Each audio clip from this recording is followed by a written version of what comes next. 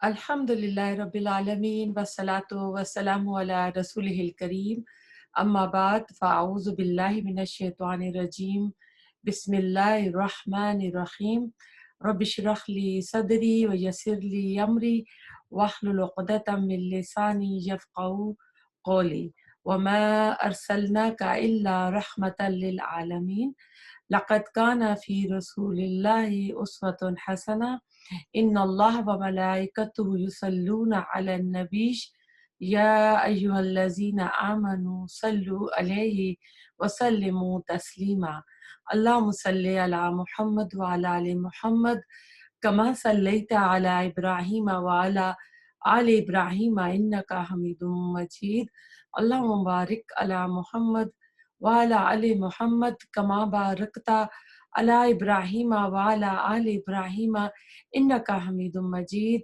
सीरतुर रसूल सल्लल्लाहु अलैहि वसल्लम की सिलसिले में क्लास नंबर 17 आज शुरू कर रहे हैं। पिछली क्लास में हमने शाबे अबी तालिब में ईमान लाने वाले और रसूलुल्लाह सल्लम और उनके कबीले के रिश्तेदार जितने थे उनको जिस तरह उन्होंने उनके साथ सोशल बाइकाट किया था उसका पढ़ा कि किस तरह 3 साल का अरसा उन्होंने निहायत मुश्किल हालात के अंदर वहाँ गुजारा और फिर अल्लाह सुब्हाना ताला ने वहाँ से निकलने का जो रास्ता बनाया उसका जिक्र हुआ था। ये नबूवत का तकरीबन समझिए 10वां साल चल रहा है। रसूलुल्लाह सल्लल्लाहु अलैहि वसल्लम की उम्र जो है वो 50 बरस है। इस साल को आमुल हुज़न भी कहते हैं। हुज़न कहते हैं गम और आम कहते हैं साल यानी गम का साल, दुख का साल। इस साल आपके ऊपर 2 बड़े गम आए।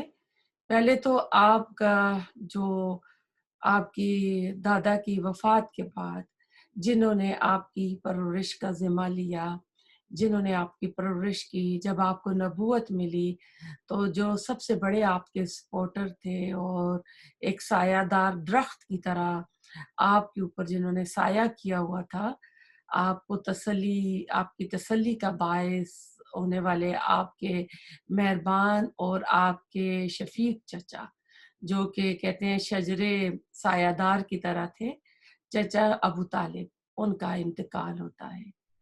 फिर दूसरा गम जो आपके ऊपर आया वो आपकी गमगुसार आपकी बीवी, आपकी शरीका हयात हज़रत खदीजा रज़ी अल्लाह ताला अन्हा का इंतकाल होता है।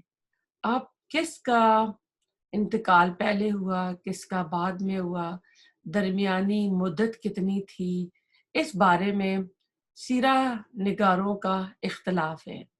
बाज़ अबू तालिब का पहले और हज़रत खदीजा रज़ी अल्लाह ताला अन्हा का बाद में बयान करते हैं और इसमें कहते हैं 35 दिन या 30 दिन का दरमियान में फासला था। बहरहाल दोनों का इंतकाल तकरीबन एक ही महीने में आगे पीछे हुआ। दोनों को शाबे अबी तालिब की मुश्किलात नासाजगार हालात से हुई, यानी उनकी मौत का सबब जो है 3 साल, मुंह से कहना बहुत आसान है, घर छत के बगैर पहाड़ों की घाटी में रहना और खाने पीने को ना मिलना, सोशल बाइकाट होना। और लास्ट वीक बात हुई थी कि किस तरह का उनके ऊपर टाइम गुजरता था। तो ऐसे हालात में एक उम्र रसीदा आदमी अबू तालिब की उम्र जो है वो 85 साल की है, 85 साल के है। तो अब इस उम्र में तो इतनी तकलीफें कोई बर्दाश्त नहीं कर सकता, इतनी सख्तियां नहीं झेल सकता। इसलिए कहते हैं कि वहां से आने के चंद दिन बाद इनका इंतकाल होता है। अब इनके इंतकाल का वाकया जो है बड़ा ही दुख वाला है, बड़ा ही रंजीदा करने वाला है, बड़ा ही अफसुर्दा है। जब रसूलुल्लाह सल्लल्लाहु अलैहि वसल्लम को पता चला तो आप अपने चचा के पास तशरीफ लाए। वहाँ आप देखिए कि हम इसको अल्लाह ताला की हुक्म ही कह सकते हैं, क्योंकि कोई कहते हैं दरख्त का पत्ता भी अल्लाह ताला के हुक्म के बगैर नहीं हिलता। اور ابو طالب کی بدقسمتی کہیے کہ جب آپ آئے تو آپ کے چچا کے پاس ابو جہل جو ہے وہ پہلے سے بیٹھا ہوا تھا۔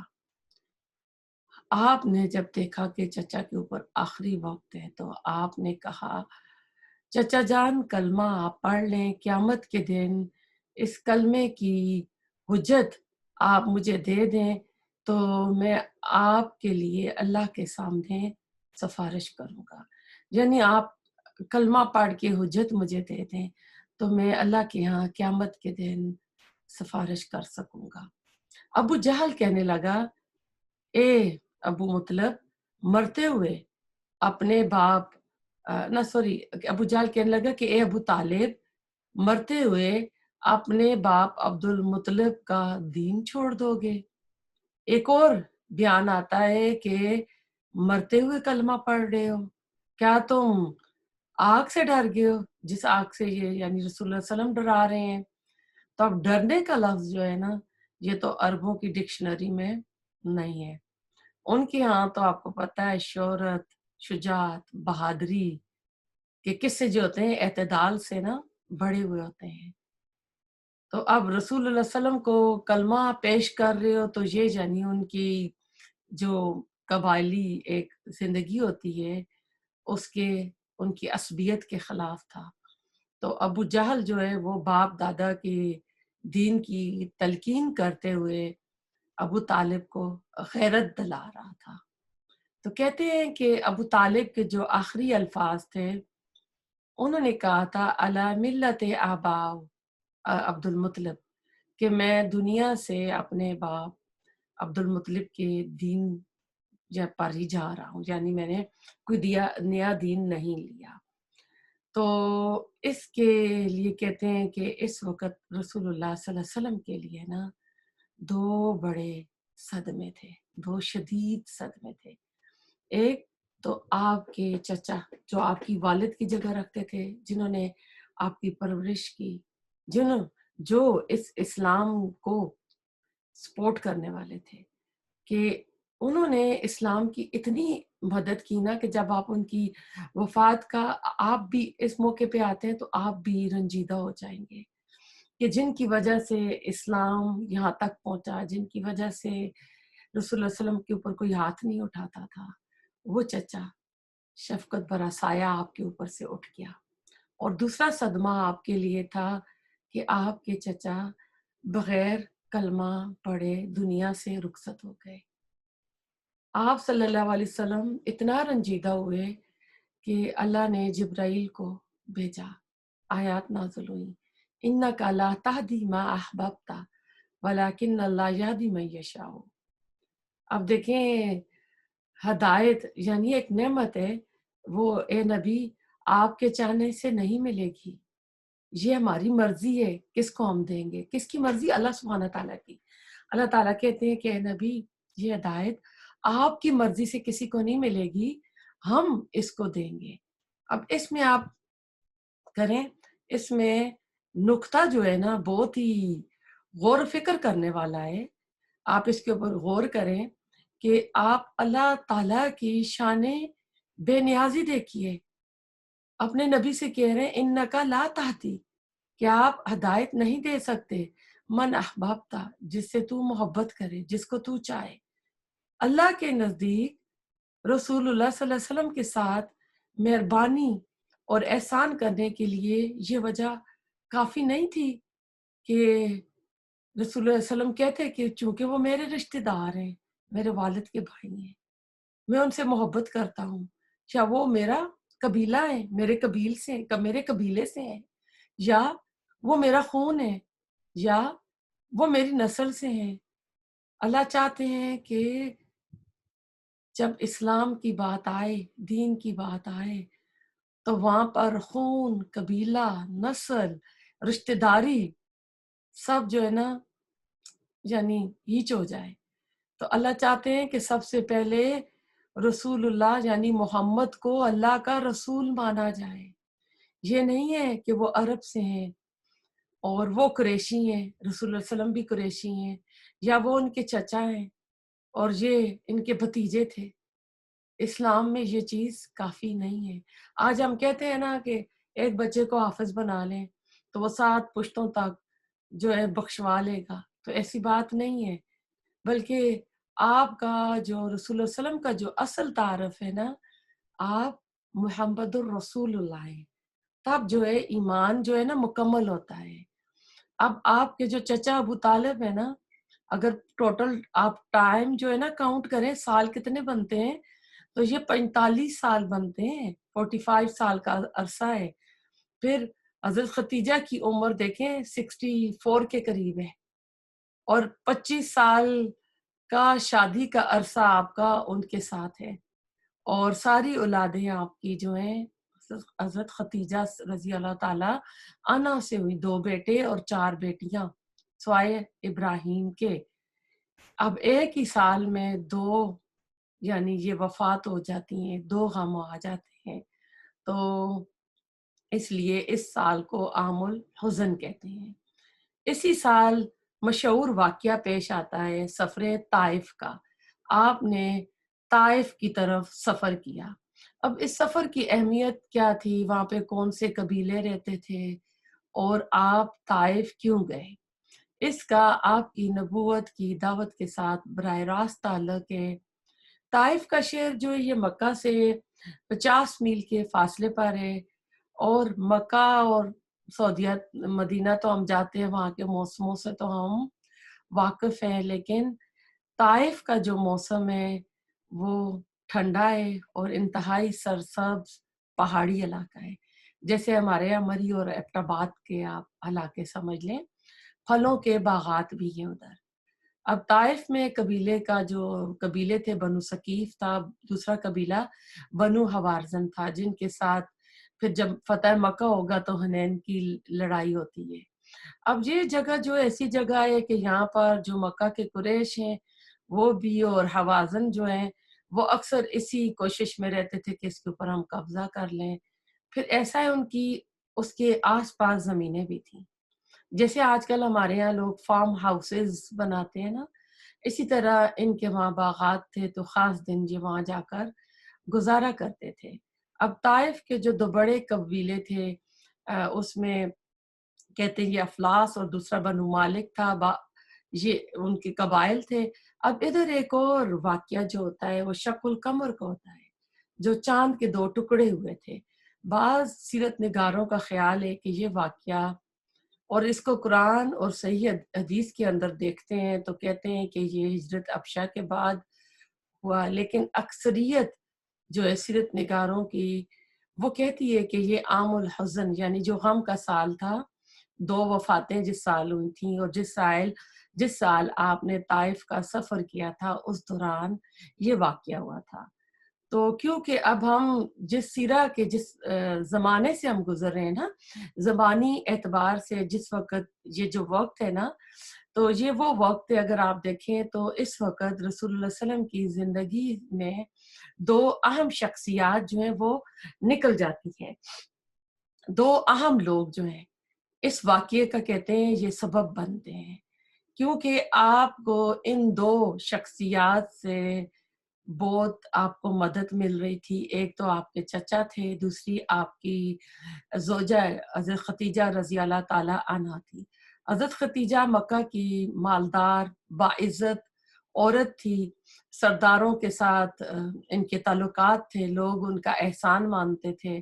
دوسری طرف ابو طالب جو تھے وہ سردار بھی تھے، اور عمر ان کی رسیدہ تھی، عمر کی وجہ سے ان کا بہت لحاظ تھا مکہ میں، اور آپ مکہ میں تھے، تو جب یہ دونوں فوت ہو جاتے ہیں تو ابھی آپ مکہ میں ہیں، تو نضر بن حارث اور ابو جہل اور اسود بن یعوس جو ہیں انہوں نے آپ سے فیصلہ کن بات کرنا چاہی، کہ اب آپ کے 2 سپورٹرز جو ہیں وہ تو چلے گئے ہیں، تو وہ آ کر نبی صلی اللہ علیہ وسلم سے کہتے ہیں کہ اگر آپ نبی ہو نا تو چاند کے 2 ٹکڑے کر کے دکھا دو۔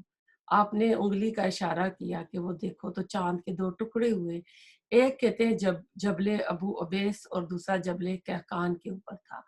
اس کو اگر آپ صفا مروہ کی طرف سے، مروہ سے آپ باہر نکلتے ہیں تو سعود کا ایک بڑا لمبا چوڑا محل بنا ہوا ہے، تو اس کے ساتھ آپ کو پیچھے پہاڑ نظر آتا ہے، تو کہتے ہیں ایک چاند کا ٹکڑا اس پہاڑ پر تھا۔ یہ لوگ اپنی آنکھیں مل مر کر اس چاند کے دو ٹکڑوں کو دیکھ رہے ہیں، اور آپ صلی اللہ علیہ وسلم فرما رہے ہیں اشہد اشہد، کہ گواہ رہنا کہ میں نے تمہارا مطالبہ پورا کر دیا ہے۔ اور اس پر قرآن میں آیت بھی ہے سورۃ قمر میں، اقتربت الساعۃ وانشق القمر، کہ قیامت قریب آ گئی اور چاند کے دو ٹکڑے ہو گئے۔ وہ کلمہ پڑھتے لیکن اتنی بڑی نشانی دیکھ کر انہوں نے کہا کہ یہ محمد صلی اللہ علیہ وآلہ وسلم یہ تو کوئی بہت بڑا جادوگر ہے۔ بالکل وہی جو لاسٹ اگر کلاس میں آپ دیکھیں جب وہ معاہدہ لکھا گیا تھا سوشل بائیکاٹ کا، جس کو انہوں نے کعبے کے اندر لٹکا دیا تھا، آپ کو وہی سے پتہ چلا کہ دیمک اس کو چاٹ چکی ہے سوائے جس پہ اللہ کا نام لکھا ہے۔ تو انہوں نے کہا تھا کہ ابو طالب سے کہ آپ کے بھتیجے نے گھاٹی میں بیٹھ کر جادو سے یہ سارا کیا ہے۔ اب ایسا ہے کہ فرمائشی معجزوں پر تو کوئی ایمان نہیں لاتا۔ اگر قرآن میں بھی آپ دیکھیں گے نا تو قوم شعیب نے اونٹنی مانگی تھی کہ ایک پریگننٹ اونٹنی نکلے، چٹان سے نکلے، اس کا بچہ پیدا ہو، تو پھر انہوں نے کیا کیا؟ اس اونٹنی کو اس کی کونچیں کاٹ ڈالی تھی۔ موسیٰ علیہ السلام کے میں آپ دیکھیں تو وہ کہتے ہیں کہ ہم ایمان لے آئیں گے، یہ ہم سے دور کر دو، یہ دکھا دو۔ تو وہ کیا ہوتا تھا کہ ایسی جو فرمائشی چیزیں پوری ہو جائے نا تو اس پہ کوئی ایمان نہیں لاتا۔ جب رسول اللہ صلی اللہ علیہ وسلم طائف گئے تو وہاں کے دو قبائل تھے، ثقیف کی دو شاخیں تھی، بنو اخلاف یا تھا اور بنو مالک تھا۔ بنو مالک کے جو دو آپس میں جو انہوں نے دفاعی معاہدے کیے ہوئے تھے حوازن کے ساتھ، اور بنو جو اخلاف تھا اس کے قریش کے ساتھ تھے۔ بالکل ایسے جیسے جب ہم دیکھیں گے آپ مکہ سے مدینہ ہجرت کرتے ہیں تو اوس اور خزرج کے درمیان بھی مدینہ میں ایسے ہی معاہدے ہوئے تھے۔ قبائلی زندگی جو ہوتی ہے وہ ایسے ہی جو معاہدے ہوتے ہیں نا ان پر زندہ رہتی ہے، ان پر یہ سروائیو رہتی ہے۔ اگر یہ معاہدے نہ ہو تو ان کو آپس کی خانہ جنگی اور حملہ آور جو ہوتے ہیں ان کا ہر وقت خوف رہتا ہے۔ جب اس طرح کے معاہدے ہوتے ہیں تو پھر جو حملہ آور ہے نا ان کے اندر بھی جرت نہیں ہوتی تھی کہ ہم جا کے ان سے لڑیں۔ جب دیکھیں وہی بات ہے کہ اکیلا ہو تو اکیلے کو مار کے گرانا ایزی ہوتا ہے، گروپ ہو تو اس گروپ کے اوپر ہاتھ لوگ کم ہی ڈالتے ہیں۔ اب رسول اللہ صلی اللہ علیہ وسلم کو ساری باتوں کو پتہ تھا، قریش کی آمد و رفت بھی رہتی تھی، تو طائف کو آپ نے دعوت کا مرکز بنانے کا سوچا کہ اس سے فائدہ ہوگا۔ آپ جو ہے پہلے ایک قبیلے کے پاس جاتے ہیں جن کا معاہدہ قریش کے ساتھ ہوا تھا۔ اس قبیلے کے 3 جو تھے نا بیٹے تھے، آپ ان 3 بھائیوں کے پاس یکے بعد دیگرے جاتے ہیں۔ ان تینوں نے رسول اللہ صلی اللہ علیہ وسلم کو انتہائی نازیبا الفاظ کے ساتھ، بڑی بے عزتی کے ساتھ، بڑی ہی بدتمیزی کا معاملہ کیا۔ اب اس میں ایک نے کہا کیا خدا نے کعبے کے پردے پھاڑنے کے لیے تمہیں نبی بنا کر بھیجا ہے؟ تو دیکھیں کہتے ہیں کہ یہ اللہ کی توہین ہے۔ دوسرے بھائی نے کہا کیا اللہ کو کوئی اور نہ ملا تھا تمہیں نبی بنا کر بھیجا؟ یعنی اللہ کو ہم یہ بڑے بڑے سردار نظر نہیں آئے ہیں، ہم میں سے کوئی نبی بنتا نا۔ اور تیسرا کہتا ہے خدا کی قسم میں تم سے بات نہیں کرتا، اگر جھوٹے ہو تو نہیں کروں گا، اگر سچے ہو تو تمہارا انکار کر کے میں اپنے اوپر مصیبت لانا نہیں چاہتا۔ تو انہیں پتا تھا کہ رسول اللہ صلی اللہ علیہ وسلم صادق امین ہیں، سچے ہیں، تو یعنی انکار کروں گا تو میرے اوپر مصیبت آ جائے گی، اس لیے لہٰذا میں آپ سے بات ہی نہیں کرنا چاہتا۔ پھر انہوں نے اسی پر بس نہیں کیا، آپ نے ان سے کہا ٹھیک ہے جو معاملہ تم نے میرے ساتھ کیا اس کی مشہوری نہیں کرنا، مجھے طائف میں اور لوگوں سے بات کرنے دو۔ کیوں مشہوری نہیں کرنا؟ کیونکہ جب سوسائٹی کے بڑے لوگ جو ہوتے ہیں نا، لیڈر ٹائپ جو لوگ ہوتے ہیں، جو عوام الناس ہوتے ہیں نا وہ ان کے دین پر ہوتے ہیں، یہ ٹرینڈ سیٹر قسم کے لوگ ہوتے ہیں۔ اگر یہ بول دیں گے، اگر یہ مخالفت کریں گے تو پھر عام لوگ بھی نہیں مانیں گے۔ تو آپ کے اندر اللہ تعالیٰ نے اتنی حکمت آپ کو دی ہوئی تھی، آپ نے ان کو منع کیا۔ دوسرا آپ یہ بھی نہیں چاہتے تھے کہ مکہ کے اندر یہ خبر مشہور ہو جائے کہ میرا سفر جو تھا طائف کا وہ ناکام ہو گیا ہے۔ اب انہوں نے کیا کیا؟ آپ نے تو ان سے یہ 2 ریکویسٹ کی تھی، انہوں نے نہ صرف لوگوں کو بتایا بلکہ انہوں نے شہر کے آوارہ لڑکوں کو آپ کے پیچھے لگا دیا۔ زید بن حارثہ آپ کے ساتھ تھے، انہوں نے بڑی جان نثاری کا حق ادا کیا۔ وہ آوارہ لڑکے، اوباش لڑکے آپ کے اوپر پتھر پھینک رہے تھے، 3 جگہ زید بن حارثہ کے سر پہ آ کے پتھر لگے، ان کا سر پھٹا، وہ لہو لہان ہو گئے۔ پتھر آپ کو بھی لگے، آپ کے جوتے خون سے بھر گئے۔ اسی حالت میں آپ طائف سے باہر نکلے۔ مکہ والوں کے طائف میں باغات تھے۔ مکہ کا مشہور سردار جو ہے ربیہ، اس کے 2 بیٹے، اور بعد میں ان کا ذکر آئے گا، عربہ کا ان کا ذکر آئے گا غزوات میں۔ عتبہ اور شیبہ یہ ان کے بیٹے تھے، 2 بھائی تھے، مشہور سرداران قریش تھے۔ عتبہ کے بیٹے ولید ابن عتبہ کا ذکر بھی بدر کی لڑائی میں آئے گا۔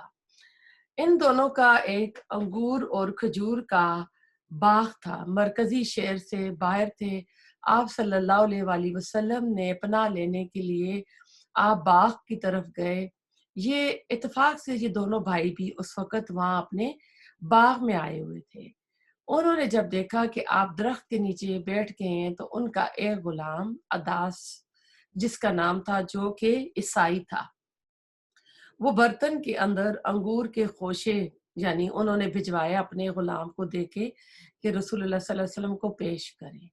عداس وہ خوشے لے کر آیا انگور کے، آپ کے سامنے لایا تو آپ نے صلی اللہ علیہ وسلم نے بسم اللہ پڑھ کر آپ نے ہاتھ بڑھایا۔ تو آپ کا بسم اللہ سن کر عداس کہنے لگا کہ کتنی اچھی اور بھلی بات کہی آپ نے، یہ کلمہ آج تک میں نے نہیں سنا۔ آپ نے اس سے پوچھا کہ تم کہاں سے ہو؟ اس نے کہا کہ میرا تعلق نینوا بستی سے ہے۔ آپ نے کہا اچھا، یونس ابن متا کے گاؤں سے ہو؟ تو وہ حیران ہوئے، کیا آپ یونس ابن متا کو کیسے جانتے ہو؟ تو آپ صلی اللہ علیہ وسلم نے فرمایا کہ وہ بھی میری فیملی سے ہیں، میں بھی نبی ہوں اور وہ بھی نبی ہیں، اور ہم نبوت کے بھائی ہیں، ایک دوسرے کے بھائی ہیں ہم۔ اس بات کو سن کر عداس نے آپ کا سر اور ہاتھ چوما، آپ کے پاؤں چومے۔ وہ دونوں بھائی جو ہے نا یہ سارا دیکھ رہے تھے، تو انہوں نے پوچھا کہ یہ یونس بن متا کو کہ تم نے ایسا کیوں کہا؟ تو وہ ان کو کہتے ہیں کہ یونس ابن متا کو جانتے ہیں، وہ بھی اللہ کے نبی ہیں اور یہ بھی نیک بندے ہیں اور یہ بھی اللہ کے نبی ہیں۔ تو وہ دونوں بھائی یہ سن کر غصے سے آپے سے باہر ہو گئے، اسے خوب ڈانٹا۔ اسے کہتے ہیں کہ تم عیسائی ہو، اپنے مذہب پر قائم رہنا، اور تمہارا مذہب جو ہے نا اس سے اچھا ہے۔ پھر اس کے بعد ایسا ہے کہ رسول اللہ صلی اللہ علیہ وسلم نے مشہور دعائیں مستضعفین، جو کہ سیرہ میں آپ کو ملے گی، آپ گوگل پہ بھی سرچ کریں، جب بھی مشکل ہو، پریشانی ہو، کوئی کس حالات سے تنگ آیا ہوا ہو تو اس دعا کو پڑھے۔ بہت ہی بہترین دعا ہے اس کی، اگر آپ ترجمے پہ غور کریں۔ میں آپ کو ترجمہ سناتی ہوں کہ اے اللہ، میں اپنی کمزوری اور تدبیر کی کمزوری کی فریاد صرف تم سے کرتا ہوں، اور لوگوں کے اندر اپنی بے توقیری کی فریاد، یعنی میرے پاس کوئی وسائل نہیں ہے اللہ تعالیٰ، میرے پاس تدبیر نہیں ہے، اور لوگوں کے اندر میری بڑی ہی نا یعنی میری عزت نہیں ہو رہی، لوگ مجھے بالکل یعنی میری بے توقیری کر رہے ہیں، میری کوئی ویلیو ہی نہیں ہے ان کے اندر۔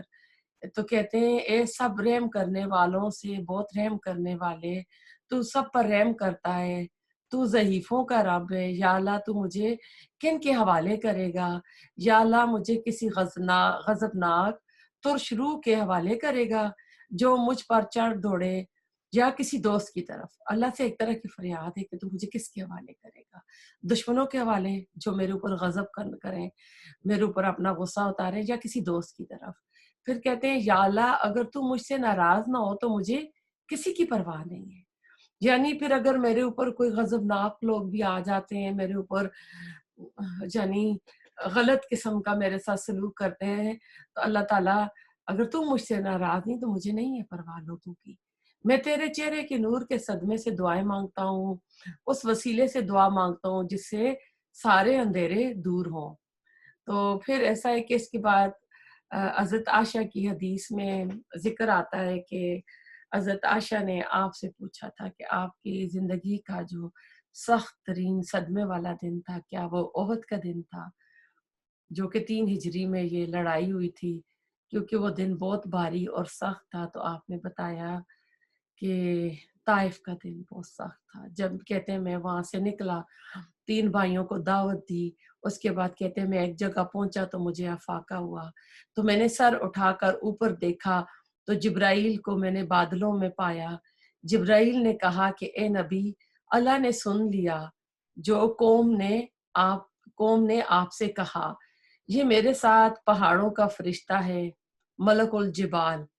کہتے ہیں کہ اس نے مجھے آواز دی، ملک الجبال نے کہا کہ اللہ نے مجھے بھیجا ہے، یہ سارے پہاڑ میرے تصرف میں ہیں، یعنی میرے اختیار میں ہیں، اب آپ جو چاہیں مجھے حکم دیں، پہاڑوں کے اندر طائف شہر کو پیس کر رکھ دوں گا۔ آپ نے فرمایا عائشہ سے کہ میں نے جواب دیا مجھے ان سے تو امید نہیں ہے کہ یہ ایمان لائیں گے، لیکن ان کی نسل میں لوگ پیدا ہوں گے جو توحید کو مانیں گے۔ یہاں ایک بہت ہی اہم نکتہ ہے، میں آپ کو بتا دوں کہ میں اور آپ انڈیا پاکستان کے مسلمان رسول اللہ صلی اللہ علیہ وسلم کی اس معافی کا نتیجہ ہے۔ آپ نے طائف والوں کو اس دن معاف کیا۔ اگر آپ پہاڑوں کو فرشتوں کو کہہ دیتے تو 2 پہاڑ، وہاں تو پہاڑ ہی پہاڑ تھے مری کی طرح، تو اس طائف شہر کو پہاڑوں کے اندر پیس کر رکھ دیتے تو آج میں اور آپ مسلمان نہ ہوتے۔ کیونکہ جب ایک سندھ سے ہندو عورت نے راجہ داہر کی شکایت لکھ کر بھیجی تھی حجاج بن یوسف کو کہ سندھ میں قزاق جو تھے بہت تنگ کرتے تھے، اور راجہ دار کی شکایت کی تھی کہ ہم یہاں پر امن میں نہیں ہیں، ہمارے اوپر بڑا ظلم و ستم ہو رہا ہے۔ تو حجاج بن یوسف نے محمد بن قاسم کو بھیجا تھا، اور سندھ میں جو اسلام پھیلا وہ محمد بن قاسم کی وجہ سے پھیلا تھا۔ اور محمد بن قاسم کون تھے؟ یہ طائف کے رہنے والے تھے، یہ طائف کے آزاد کردہ غلام تھے۔ تو اب آپ دیکھیں کہاں سے نکتہ کہاں سے آ کر ملتا ہے۔ ہم رسول اللہ صلی اللہ علیہ وسلم کی معافی کے نتیجے میں ہم جتنا بھی رسول اللہ صلی اللہ علیہ وسلم کا شکر ادا کریں کہ آپ نے اس دن جو معافی دی طائف والوں کو، تو یہ دین اسلام ان کی نسلوں سے نکل کر دیکھیں کہ دوسرے ملکوں میں بھی آ کے پھیلا۔ پھر ہم اس واقعے میں دیکھتے ہیں کہ نبیوں کے اندر اللہ تعالیٰ نے کتنا ظرف رکھا ہے، کتنا حوصلہ رکھا ہے، کتنی مہربانی رکھی ہے۔ فرشتہ اللہ تعالیٰ کی طرف سے تھا، جبرائیل علیہ السلام لے کر آئے تھے۔ جبرائیل کا لانا اس پیغام رسانی کی اہمیت کے لیے تھا۔ رسول اللہ صلی اللہ علیہ وسلم کہہ سکتے تھے کہ اللہ چاہتے ہیں تو اللہ کر لے، تو ابھی تو زخم تازے تھے، ابھی تو آپ کو پتا ہے کہ خون زخموں سے نکل رہا تھا، تو کہتے نہیں ان کی نسل میں توحید والے آئیں گے۔ یہ بخاری کی حدیث میں یہ سارا ذکر ہے۔ اللہ نے سارے ثقیف کو بعد میں مسلمان بنا دیا، جو بنو ثقیف قبیلہ تھا۔ بڑے بڑے صحابہ، بڑے بڑے محدثین ان میں پیدا ہوئے ہیں۔ اگر اس دن رسول اللہ صلی اللہ علیہ وسلم یہ فیصلہ نہ فرماتے تو آپ دیکھیں ان کی کیا بربادی ہوتی اور ہمارا کیا ہوتا۔ اس پورے سفر میں انسانوں نے بات نہیں مانی، اور ایک اصولی بات ہوئی تھی کہ اداس کے ساتھ آپ کی بات چیت ہوئی تھی، تو اداس نے آپ کے ہاتھ پاؤں چومے تھے۔ پھر راستے میں نخلا کی وادی آتی ہے، رات کو آپ قرآن پڑھ رہے تھے کہ جنوں کی ایک جماعت نے قرآن سنا تو وہ وہاں آ گئے، وہ ادھر سے گزر رہے تھے ایک جنوں کی جماعت، جس کو سورۃ الاحقاف کی آیت، سورۃ الاحقاف میں اس کا ذکر ہوا، آئی تھنک یہ سورہ نمبر 69 ہے۔ وَإِذْ صَرَفْنَا إِلَيْكَ نَفَرًا مِنَ الْجِنِّ يَسْتَمِعُونَ الْقُرْآنَ فَلَمَّا حَضَرُوهُ قَالُوا أَنصِتُوا فَلَمَّا قُضِيَ وَلَّوْا إِلَىٰ قَوْمِهِمْ مُنذِرِينَ قَالُوا يَا قَوْمَنَا إِنَّا سَمِعْنَا كِتَابًا أُنزِلَ مِن بَعْدِ مُوسَىٰ۔ تو اللہ تعالیٰ نے جنوں کی ایک جماعت کو بھیجا، انہوں نے کہا کہ چپ رہو، سنو۔ جب انہوں نے قرآن سن لیا، رسول اللہ علیہ وسلم کی نماز ختم ہو گئی، تو وہ اپنی قوم کی طرف جب واپس پلٹ کر گئے تو ڈرانے والے بن کر گئے، ان کو خبردار کہنے والے بن کر گئے۔ یہ جنوں کی پہلی جماعت تھی جو مسلمان ہوئی تھی۔ ایک ہی درس ان کے لیے کافی تھا، ایک ہی تبلیغ کا بیان ان کے لیے کافی تھا۔ رسول اللہ علیہ وسلم کو تو پتہ بھی نہیں تھا، آپ تو نماز میں قرات میں یہ سورۃ الاحقاف پڑھ رہے تھے۔ آج میں اور آپ کتنی کلاسز سنتے ہیں، کتنے درس اٹینڈ کرتے ہیں، لیکن ہم لوگ ڈرانے والے اپنے رشتہ داروں، اپنے آس پاس میں ہم یہ والے کام کرنے کی جرت ہمارے اندر نہیں ہے۔ ہم اس طرح نہیں بنتے جو ان جنہوں نے کیا تھا۔ انہوں نے سنا اور فوراً یہ جا کر خبردار کرنے والے بن گئے۔ تو اللہ تعالیٰ ہماری نسلوں میں بھی ہمیں بھی اس طرح بنائے کہ جو حق بات سنے، دین کی بات سنے، اس کو آگے پہنچانے والے بنے۔ ادھر سے اب نکل کر رسول اللہ صلی اللہ علیہ وسلم مکہ کے قریب پہنچے تو مکہ میں تو خبر پہنچ چکی تھی کہ طائف والوں نے آپ کے ساتھ کیا سلوک کیا۔ آپ کا طائف میں 10 دن کا قیام تھا۔ آپ جب وہاں پہنچے تو زید رضی اللہ تعالیٰ عنہ نے کہا کہ ہم مکہ میں کیسے داخل ہوں گے، ان کے تو حوصلے بلند ہوں گے۔ تو آپ نے فرمایا اللہ ضرور ہماری مدد کرے گا۔ غار ہرا کے پاس آپ نے قیام کیا اور کسی کی پناہ لے کر داخل ہونے کا ارادہ کیا۔ قبائلی زندگی میں ایسا ہوتا تھا کہ جب آپ نے اس بستی میں جانا ہے تو آپ نے کسی کی پناہ لینی تھی، کسی کی پشت پناہی کے بغیر آگے نہیں بڑھ سکتے تھے۔ آپ نے 3 بڑے لوگوں کو یکے بعد دیگرے پیغام بھیجا۔ پہلا جس کو آپ نے پیغام بھیجا اخنس بن شریک تھا، اس نے انکار کر دیا۔ دوسرا سہیل بن عمر تھا، اس نے بھی انکار کر دیا۔ تیسرا معتم ابن عدی تھا، یہ نوفل کا پوتا تھا، اس نے آپ کو پناہ دی، وہ آپ کو پناہ دیتا ہوا مکہ لے آیا۔ آپ آئے حرم میں، آپ نے بیت اللہ کا طواف کیا اور گھر چلے گئے۔ جبیر ابن معتم ان کے بیٹے ہیں جو بعد میں مسلمان ہوتے ہیں۔ جبیر جو ہے بدر میں جب آئے تو یہ کافروں میں سے تھے۔ اس وقت 70 قیدی جو تھے، کافروں کے جو تھے 70 قیدی ان کے مسلمانوں کے ہاتھ ہوئے تھے۔ تو آپ کو سفارش آئی تھی قیدیوں کی، تو آپ نے کہا تھا کہ اگر آج معتم زندہ ہوتا، وہ 70 قیدیوں کی سفارش مجھ سے کرتا تو میں چھوڑ دیتا۔ احسان مندی کہ آپ کے اندر احسان مندی بہت زیادہ تھی۔ اس کے بعد واقعہ معراج اسرا کا واقعہ ہوگا۔ تب تک کے لیے خدا حافظ۔ جو پڑھا ہم نے، اللہ تعالیٰ میں اس کے اوپر عمل کرنے والا بنائے۔ ربنا تقبل منا انکا انت السمیع العلیم وتب علینا انکا انت السمیع العلیم سبحانک اللہم وبحمدک نشہد ان لا الہ الا انت نستغفرک ونتوب الیک۔